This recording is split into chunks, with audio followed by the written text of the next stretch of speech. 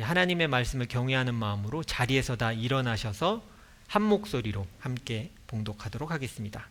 함께 봉독합니다. 그 사람들은 거기에서 떠나서 소돔으로 갔으나 아브라함은 주님 앞에 그대로 서 있었다. 아브라함이 주님께 가까이 가서 아뢰었다. 주님께서 의인을 기어이 악인과 함께 쓸어버리시렵니까? 그 성 안에 의인이 50명이 있으면 어떻게 하시겠습니까? 그래도 주님께서는 그 성을 기어이 쓸어버리시렵니까? 의인 50명을 보시고서도 그 성을 용서하지 않으시렵니까? 그처럼 의인을 악인과 함께 죽게 하시는 것은 주님께서 하실 일이 아닙니다. 의인을 악인과 똑같이 보시는 것도 주님께서 하실 일이 아닌 줄 압니다. 세상을 심판하시는 분께서는 공정하게 판단하셔야 하지 않겠습니까? 아멘. 앉으시기 바랍니다. 오늘은 주의 의로움을 붙들고 라는 제목으로 함께 말씀 나누도록 하겠습니다. 오늘 설교를 시작하면서 넘겨주세요. 이게 작동을 안 하는 것 같습니다. 아브라함을 찾아온 손님들에 대한 것을 함께 보면서 바로 시작을 하도록 하겠습니다. 그냥 바로 본문으로 오늘 들어가겠습니다. 해야 될 양이 많아서 같이 보도록 하겠습니다. 지난 새벽 기도회 때 제가 이 아브라함에 대한 말씀을 새벽 기도회 때 업로드하고 같이 아마 예배 때 들으셨을 겁니다. 아브라함에게 아들을 약속해 주신 하나님의 언약의 약속을 보았죠. 보통 분들이 그걸 한 번 약속해 줬다고 생각하시는데 그때 약속해 주셨고 이삭이란 이름도 주셨습니다.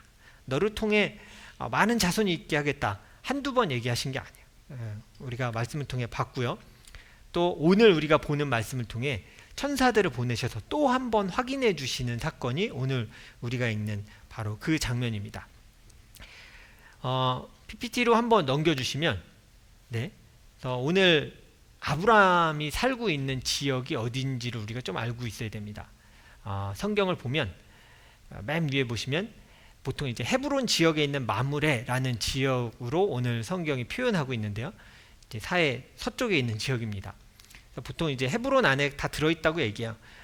성경에는 그런 구절도 있습니다. 마므레는 곧 헤브론이니 이렇게 표현하는 구절도 있어서 그 지역이 이렇게 하나로 묶여서 보통은 설명한다라고 성경 말하고 있습니다.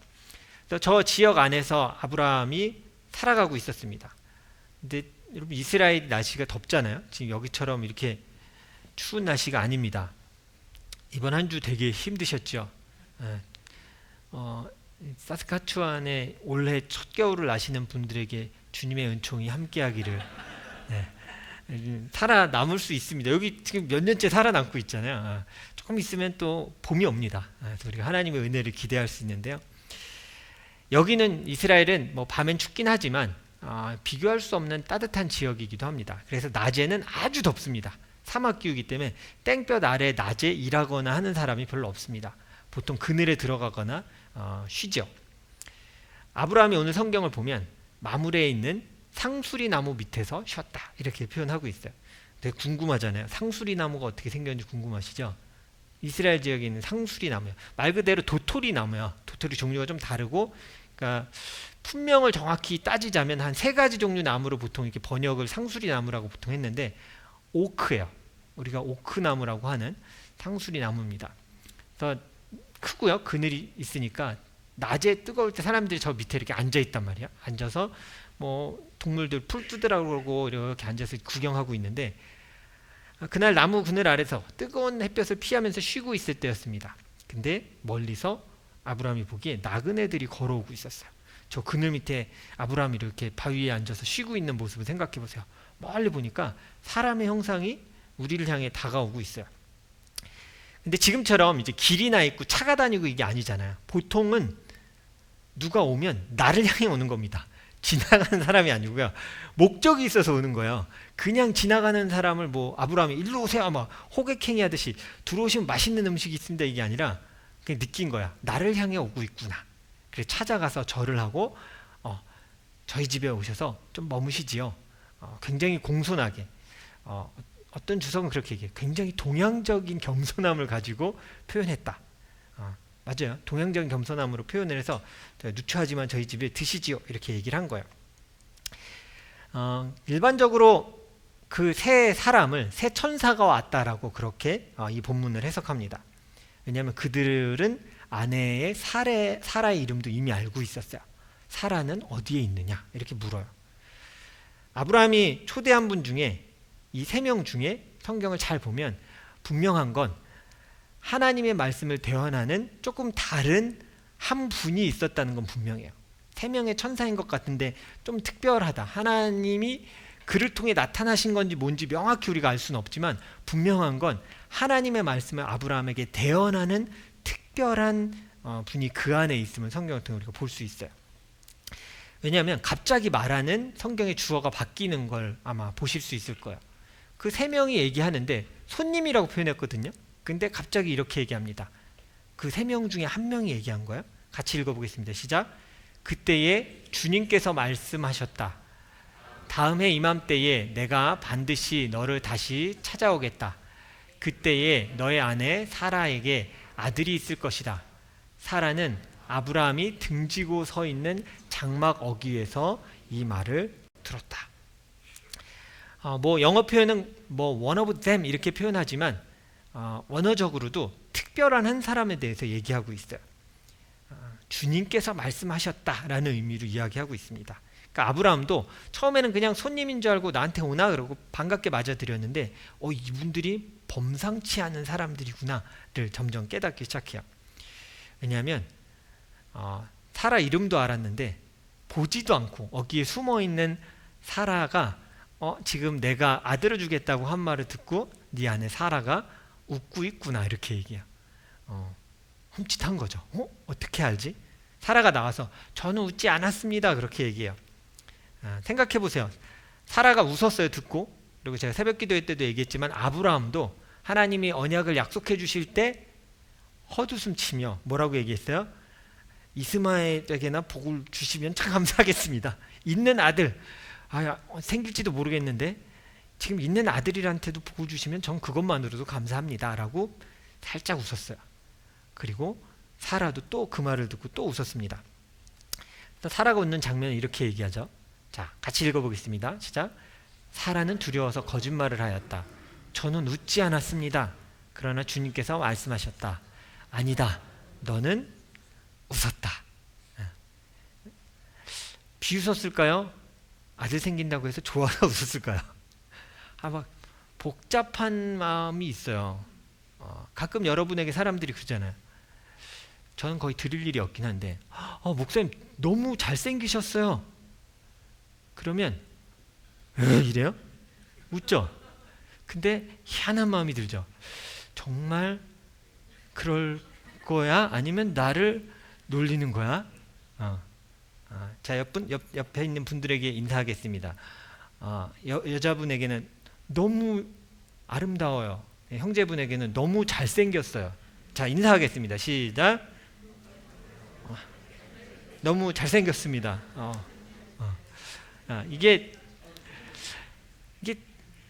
이걸 기쁨으로 받아들이면 마음이 되게 선한 거야. 하나님의 마음을 가진 사람이야.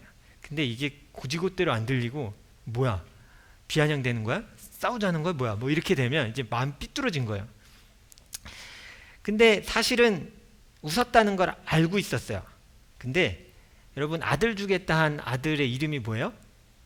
이삭. 근데 이삭의 뜻을 아시는 분이 있겠지만 이삭의 뜻은 원어로 이거예요. 이삭이에요. 웃음. 그가 웃는다. 그러니까 하나님 참 재치가 있으시죠. 이미 웃을 걸 알고 아들의 이름을 웃음이라고 해주셨어요. 아빠도 그를 주신다고 할 때 웃었고 엄마도 웃었어요. 그래서 이삭이란 아들을 주셨어요. 여기까지가 오늘 우리가 성경이 봐야 하는 부분의 이 시작 부분입니다. 근데 아브라함이 이렇게 대접을 했어요. 동물을 잡아서 가축을 잡아서 식사를 극진히 대접했고요. 이제 조금 더위가 저물 때쯤 되니 그 세 사람이 떠나려고 하니까 아브라함이 쫓아가요. 너무 좋았던 것 같아요. 사생팬들처럼 쫓아가는 거, 공항 쫓아가듯이 어디 가세요? 그랬더니 우리 어디로 가고 있어. 소돔을 향해 가고 있어. 근데 어느 정도 길까지 성경을 보면 좀 쫓아갔어요. 그리고 아들을 낳을 거라는 약속을 주고 천사들은 소돔을 향하지요. 근데 그러면서 뭐라고 얘기하냐면 아브라함에게 심판의 비밀 하나를 알려줍니다. 같이 읽어보겠습니다. 시작. 또 주님께서 말씀하셨다. 소돔과 고모라에서 들려오는 저 울부짖는 소리가 너무 크다. 그 안에서 사람들이 엄청난 죄를 저지르고 있다. 소돔의 죄가 한계에 이르렀어요. 하나님이 참아주시는 한계에 이르렀어요. 그래서 심판을 위해 둘러보시려고 천사들을 미리 보내시는 거예요. 소돔의 악함을 전적으로 보여주는 장면이 바로 우리가 이제 이후 큐티에서도 보게 되고 봤던, 이미 알고 있는 이 천사 둘, 나그네라고 표현하죠. 성경에서. 그 나그네 둘을 내어놓으라고 얘기하는 장면이 나옵니다. 이게 소돔에서 나오는 장면이에요. 두 명이, 천사가 아브라함과 한 명은 얘기하고 있고요. 두 명이 먼저 갔어요. 우리가 막 이 두 명은 어디서 왔지? 근데 세 명 중에 한 명이 지금 대화하고 있고 두 명은 먼저 지금 들어간 겁니다. 근데 그들이 지금 무슨 일을 겪었는지를 보여주는 거야. 그들이 그 소돔에 가서 롯의 집에 머물게 됐습니다. 아브라함의 조카 롯의 집에 머물게 됐는데 자기 전에 사람들이 찾아왔어요. 같이 한번 읽어보겠습니다. 시작. 그들이 잠자리에 들기 전에 소돔성 각 마을에서 젊은이 노인 할 것 없이 모두 남자가 몰려와서 그 집을 둘러쌌다. 그들은 롯에게 소리쳤다. 오늘 밤에 당신의 집에 온 그 남자들이 어디에 있어? 그들을 우리에게로 데리고 나오시오. 우리가 그 남자들과 상간 좀 해야겠어. 이렇게 얘기해요. 친해지고 싶다는 얘기가 아닙니다. 영어 표현 한번 보시겠어요? We can have sex with them. 이렇게 얘기하는, 이게 원어적인 표현이에요. 히브리어에서 야다라는 단어는 잘 알다는 뜻인데 또 하나 꼭 붙는 건 깊은 성관계를 포함한 알다예요. 그러니까 이게 두 가지 의미가 다 쓰이거든요. 사람을 알다 할 때 이 야다라는 단어를 여기도 썼어요. 우리가 그와 누가 찾아왔다 그랬어요? 남자들이 찾아와서 남자를 내놓으래요. 이게 무슨 상황인지 아시겠죠? 그러니까 이게 동성애, 물론 동성애 반대할 때 많이 쓰는 구절이기도 합니다. 근데 중요한 건 상대방의 의지와 상관이 없어요. 내가 즐거움을 위해 그와 섹스하여야 하겠다야. 끌어내. 너도 가만두지 않겠어? 이런 식인 거야. 그러니까 폭력배들이 찾아와서, 근데 이게 주민들인 거야. 소돔의 주민들의 현실인 거야. 이 장면은요, 소돔이 얼마나 악하고 죄악이 가득한 도시인지를 되게 단면적으로 보여주는 거야. 그냥 악함의 극치예요. 어쩌면 이 시대도 우리가 다 보지 못해서 그렇지 이 악함이 엄청납니다. 사람을 무참히 죽이기도 하고요. 때론 토막살인을 내기도 하고요. 아동, 성추행, 성폭행 다 차마 입에 담을 수 없는 범죄가 이 세상에 가득하고 있어요. 이런 상황 가운데 두 천사가 들어가서 이런 일이 벌어지기 전이겠죠. 그날 전이니까요. 아브라함은 중보기도를, 이 소돔을 위해 기도하기 시작합니다. 그게 오늘 우리가 읽은 본문의 내용입니다. 아브라함이 어떤 기도를 했는지 우리가 함께 보겠습니다. 오늘 방금 제가 얘기한 그 남자를 내놔라 하는 이 장면에 앞서서 우리가 깊게 봐야 할 아브라함의 중보기도, 그러니까 제가 저기다 썼는데 intercessory prayer, 보통 이렇게 표현해, intercession 이렇게 표현하기도 합니다. 그러니까 중보기도하는 장면이 나와요. 주님은 아브라함과 천사들을 보내고 소돔이 보이는 언덕에 섰습니다. 혹시 아까 지도 한번 다시 보여주시겠어요? 제가 만든 PPT는 중간에 넣진 않았는데 지도 장면 한 번만 보여주세요. 아까 제가 포인트를 못 써서. 자, 보세요. 명확치는 않지만 아마도 소돔과 고모라가 보였다고 성경은 표현하니까 마무리해서 쫓아서 한참 온 것 같아요. 한참 와서 여기 어딘가에서 이 호수 건너 멀리 소돔과 고모라가 보이는 어딘가에 섰을 것 같아요. 끝까지 따라가진 않았던 것 같고, 왜냐하면 얘기하고 아브라함이 돌아갔다 이렇게 표현하니까 잠을 잘 거리까지는 쫓아간 건 아닌 것 같고, 한두 시간 정도 쫓아갔다가 돌아올 수 있는 그 안전한 거리 안에 쫓아갔겠죠. 분명한 건 소돔이 보이는 곳까지 가서 이야기하기 시작했다라고 얘기하고 있어요. 주님께서 소돔과 고모라 성 전체를 멸망하시려고 계획을 아브라함에게 말씀하셨고요. 조건 하나를 말씀해 주십니다. 이런 조건을 얘기해 주세요. 다시 창세기 18장 26절로 한번 가주세요. 네, 그 다음으로 넘어가시면 됩니다. 네, 같이 읽어볼게요. 시작. 주님께서 대답하셨다. 소돔성에서 내가 의인 50명만 찾을 수 있다면 그들을 보아서라도 그 성 전체를 용서하겠다. 50명을 찾으면 내가 그 성을 용서하겠다라고 얘기했어요. 근데 왜 갑자기 주님께서 이 50명 얘기를 했을까요? 그냥 50명 정도면 괜찮을 것 같아서? 이런 답변이 나온 이유는 아브라함이 먼저 이 얘기를 꺼냈기 때문이에요. 소돔 멸망에 대해서 아브라함이 질문을 이렇게 던집니다. 같이 읽겠습니다. 시작. 그 성 안에 의인이 50명 있으면 어떻게 하시겠습니까? 그래도 주님께서는 그 성을 기어이 쓸어버리시렵니까? 의인 50명을 보시고서도 그 성을 용서하지 않으시렵니까? 이렇게 얘기해요. 아브라함이 질문을 계속합니다. 그러면서 주님께 간구해요. 근데 아마 본문 보시면 알겠지만 집요합니다. 그냥 한 번 묻고 좀 대충 띄엄 50명? 아니면 보통 우리 이렇게 딜할 때도 그러잖아요. 50명 해서 안 되면 뭐 이렇게 중간 걸고 뭐 이래야 되는데 45명은요? 40명은요? 계속 내려가요. 다가 5개씩 내려가면 한참 내려가야 되는데 바꿨을지도 모르겠죠. 그랬더니 30명은요? 20명이 있어도 멸망하실 겁니까? 아니, 정말 죄송합니다. 저는 이것도 참 대단한 믿음 같아요. 다시 한번 10명이라도 있으면 멸망시키지 않으시겠습니까? 라고 물어요. 아마 저한테 이런 질문을 제가 그 생각 해봤거든요. 우리 아들들이 했다면, 사랑하는 우리 아들, 딸들이 아빠, 내가 50점이면 낙제네. 80점만 맞으면 괜찮을까요? 괜찮아. 넌 내 아들이지. 그러면 75점은요? 아들이지. 70점 괜찮을까요? 괜찮아. 근데 아빠 60점은요? 아들이야. 아들이야. 근데 아빠 50점은요? 그때부터 이제 엄마 아빠가 올라오죠. 그만해. 근데 네. 근데 아빠 40점은요? 이제 아마 폭발할 거예요. 근데 생각해봤거든요. 내 대답은 뭘까? 장난쳐? 나랑 싸우고 싶어? 뭐 이런 얘기가 나올 거예요. 하지만 주님이 되게 차분하게 대답하십니다. 왜 그럴까요? 우리가 보통 이걸 보고 그냥 주님은 그냥 그렇게 대답해 주시네 이렇게 생각해요. 왜 이렇게 계속 묻는데 화내시지 않고 다 받아주실까요? 아브라함의 간구 안에 하나님에 대한 믿음이 있는 걸 보시기 때문이에요. 그냥 막 하는 게 아니라 얘가 지금 뭔가 붙들고 뭐 알고 나한테 묻는 걸 알고 계셔서 다 받아주고 있는 거야. 뭘 믿었을까요? 같이 읽어볼까요? 시작. 아브라함은 하나님의 의로우심을 믿은 거예요. 그러니까 기도하는데 중보 기도하는데 그냥 주여 불러 뭐 이게 한 게 아니라 하나님은 정말 의로우시죠. 전 압니다. 그래 제가 죄송하지만 한 번 더 부를게요. 하나님은 의로우시잖아요.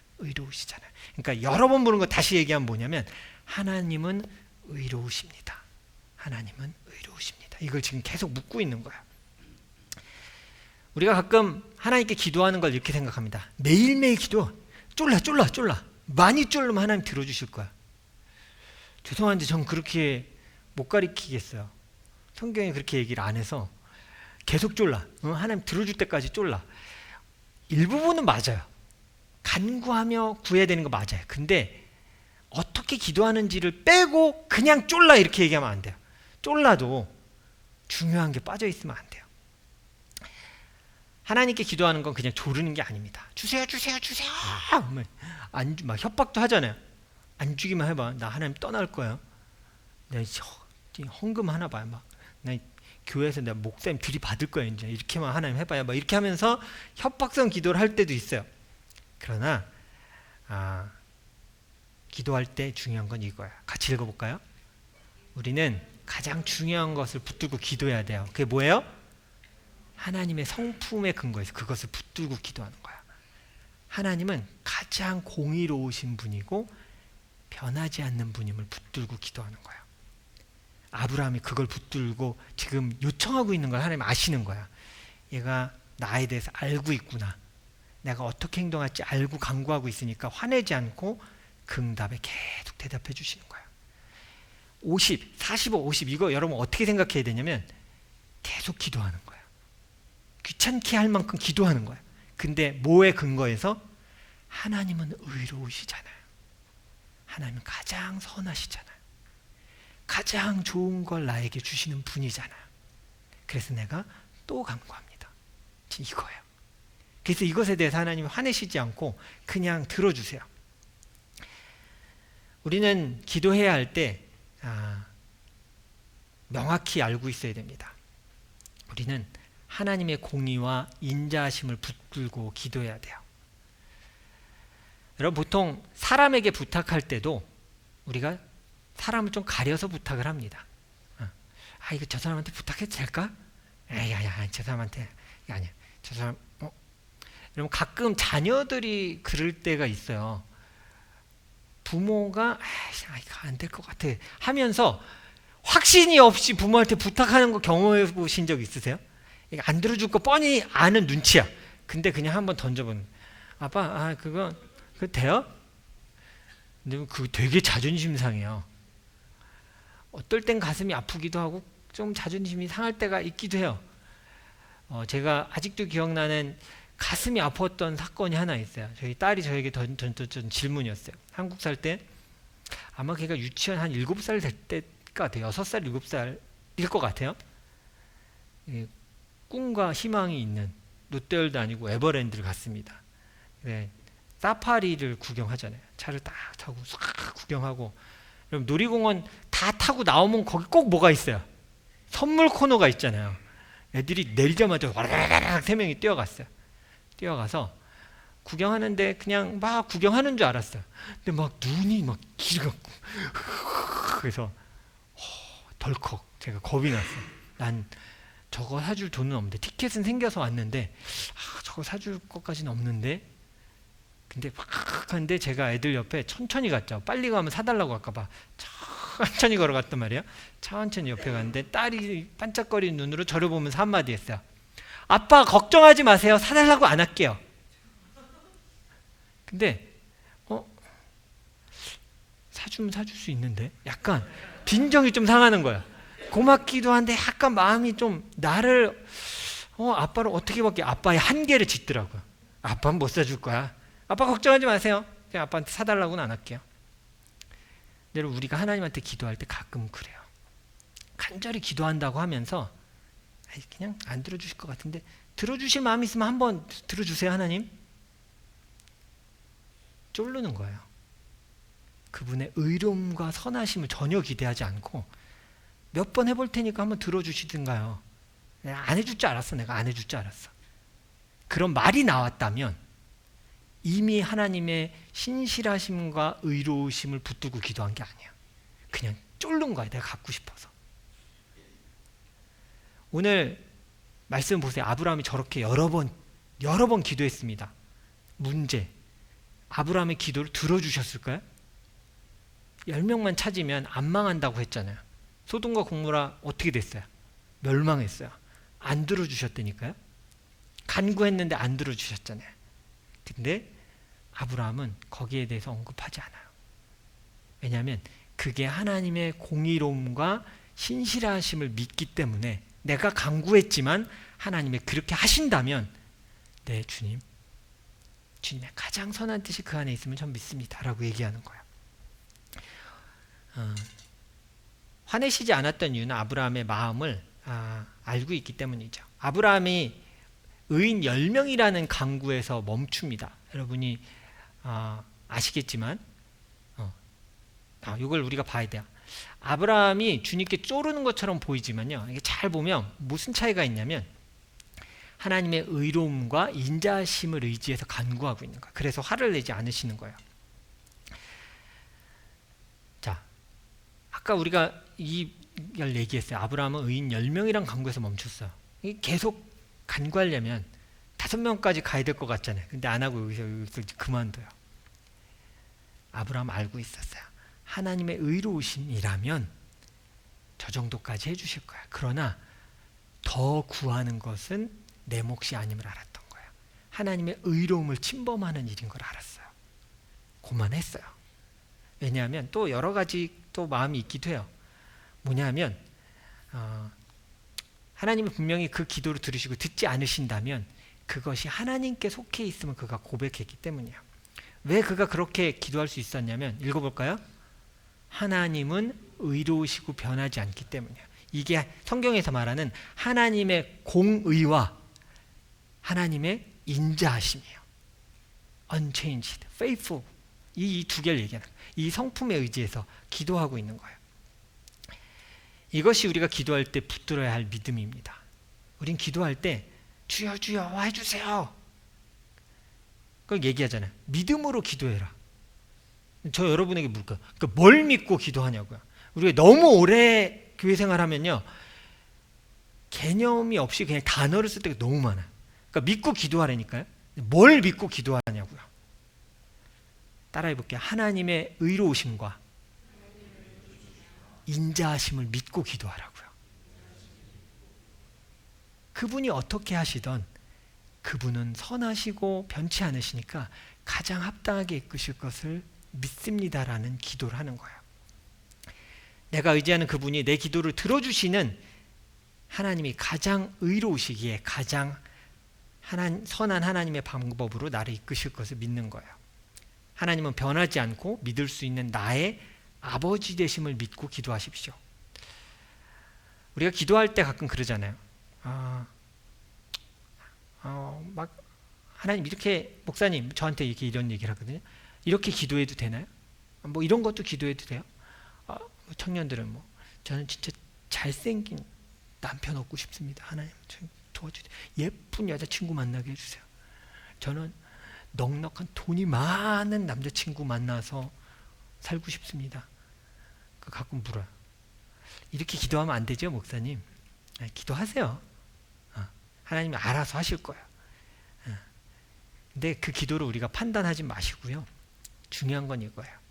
그렇게 기도하려거든 하나님의 의로움과 신실함을 의지해서 기도하세요. 하나님이 가장 합당한 걸 나에게 주실 거 아니에요. 그걸 믿고 기도하라고요. 그리고 또 하나 기도해야 될 게 바로 이거예요. 같이 읽어볼게요. 시작. 내가 하나님의 공의에 합당하게 살아가게 해달라고 기도하십시오. 아브라함의 기도를 왜 듣고 계셨냐면 그가 그렇게 의지하는 하나님의 공의를 그가 닮아가는 것을 알고 계셨기 때문이에요. 의로운 자라고 여겼잖아요. 하나님 그걸 아시니까 그 기도를 들어주신 거예요. 그냥 주세요 주세요만 한 거 아니라 저는 제가 하나님 신실하신 의로우신 믿거든요. 저도 그렇게 살 거예요. 나의 주인이시니까요. 나의 창조주이시니까요. 그 마음을 믿고 따라가는 거였어요. 그래서 하나님의 공의와 신실하심에 의지하여 기도할 때는 먼저 하나님의 공의와 신실함을 따라 살아가는 게 필요합니다. 나는 하나님의 공의가 내 삶에 없어. 내 마음대로 해. 불의를 행해. 내 뜻대로 해. 그러면서 기도할 땐 뭐야? 하나님 가장 선하고 좋은 거 의로운 거 저에게 주세요? 아니요. 하나님의 의로우심과 신실하심을 믿는다면 나도 하나님 앞에서 의롭고 신실한 자로 살아가기를 간구하십시오. 그럴 때 우리가 하나님의 기도에 우리가 기도하고 응답받을 수 있어요. 이렇게 주님의 성품을 담고 주님의 성품을 의지하여 기도하는 우리의 간구를 하나님이 들으실 거예요. 주님의 의로움과 신실하심에 의지해서 기도하십시오. 귀찮게 해도 괜찮습니다. 어느 순간 우리가 너무 젠틀한 크리스찬이 돼서요. 하나님 앞에 여러 번 기도하지도 않고요. 간절히 기도하지도 않아요. 아까 딱 그거예요. 사실 젠틀한 게 아니라 하나님의 성품을 신뢰하지 않기 때문이에요. 몇 번 기도해보고 안 해요. 안 들어주셔. 내가 이렇게 오래 기다렸는데 안 해주셔. 진짜요? 내가 하나님의 신실하심과 하나님의 righteousness, faithfulness를 내가 믿는다면 하나님이 어떻게 하실지도 맡겨드리세요. 그리고 계속 기도하세요. 가족을 위해 오랫동안 기도하시는 분도 계실 거예요. 가족의 변화와 구원을 위해, 또 사랑하는 나의 사람들이 변화되기 위해 기도하시는 분도 분명히 계실 거예요. 제가 여러분의 기도 제목들을 다 받았잖아요. 기도하고 있는데 가족을 위해 기도하시는 분들이 참 많아요. 근데 제가 함께 기도할게요. 포기하지 마세요. 하나님의 공의로움과 변치 않는 하나님의 사랑이 있음을 신뢰하고 기도하십시오. 그게 하나님의 자녀가 해야 될 일이에요. 기도 안 해도 아시겠지라며 생각하면서 기도를 멈추지 마세요. 우리 교회에도 중보기도가 있습니다. 제 중보기도를 뭐 홍보하려고 한 건 아닌데 들어오십시오. 간구하십시오. 그거 해갖고 뭐 하나님 들으시겠어? 내가 판단하지 마세요. 하나님께 기도하세요. 하나님, 내가 하나님을 붙들고 하나님 신실하심을 붙들고 기도하겠습니다라고 하나님 앞에 매달리십시오. 하나님의 공의와 신실함이 필요하십니까? 우리는 하나님의 의와 인자하심이 없다면 이 땅을 살아갈 수 없는 존재입니다. 여러분, 오늘 아브라함의 그 간구를 기억하셨으면 좋겠어요. 그냥 여러 번 쫄랐네 그게 아니라 아브라함이 뭘 붙들고 기도했는지 잊지 마세요. 쫄라도 됩니다. 하나님의 성품을 붙들고 기도한다면 쫄라도 돼요. 여러분들이 삶에서 다시금 하나님의 성품을 붙들고 하나님은 가장 선한 것을 나에게 주실 것임을 믿고 하나님께 간구하며 살아가는 여러분 되시기를 축원합니다. 아버지는 귀찮아하지 않으십니다. 저는 조금 귀찮아하거든요. 저는 별로 좋은 아빠가 아니에요. 그래서 너무 귀찮게 하면 우리 아이들이 싫어할 수도 있는데 제발, 제가 사실은 그저께도 얘기하고 자주 얘기해요. 우리 애들이 꼭 제가 온 마음을 다해서 설교 준비할 때 말을 걸거든요. 제발 막 머리가 너무 복잡할 때 아빠! 그러면 미안해 아들아, 승질을 냈어요. 제발, 내가 그렇게 얘기했는데 제발 나 좀 그때만 좀 내버려 두면 안 돼 해도 애들은 언제든 나요. 맞다. 아빠는 그래. 나는 부족해서. 근데 하나님은 그러지 않으세요. 그래, 네 마음을 내가 안다. 네 간구를 내가 듣고 있다. 난 귀찮아하지도 않으며 외면하지도 않고 네 기도를 끝까지 듣고 있다. 내 공의와 신실하심으로 그 때가 되었을 때 내가 너에게 응답하겠다. 오늘 성경은 그것을 우리에게 보여주고 있습니다. 하나님 앞에서 기도하는 것을 쉬지 않는 여러분 되시기를 바랍니다. 다시금 하나님의 성품을 의지하여 하나님을 귀찮게 기도할 수 있는 여러분 되기를 주님의 이름으로 축원합니다. 우리 함께 기도하겠습니다.